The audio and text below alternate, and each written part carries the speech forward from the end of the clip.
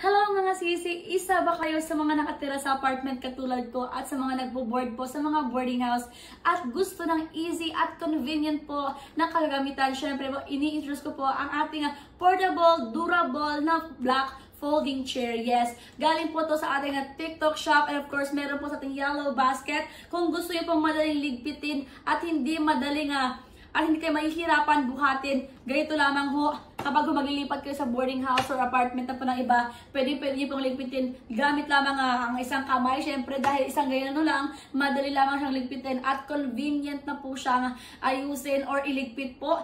And of course, hindi po to siya madaling masira, matibay po dahil kayang-kaya niyo po akong buhatin.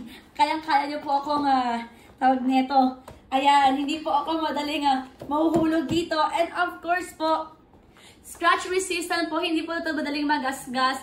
And water resistant po, pati po kapag po ang flooring ninyo ay tiles, may anti-slip din po ito. Kaya naman po, kung interesado po kayo dito, nasa yellow basket.